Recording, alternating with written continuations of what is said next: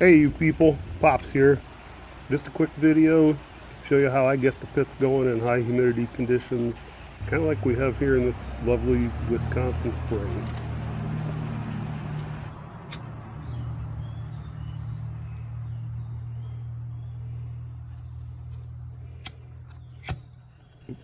So you see, even with greasy butcher paper, it can sometimes be a challenge to get that fire going.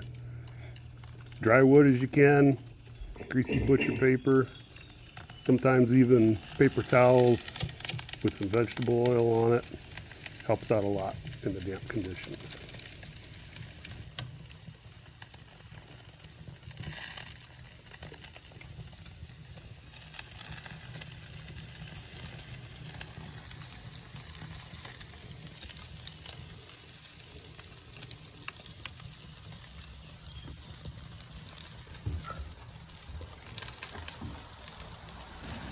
That's it for today from the chopper box.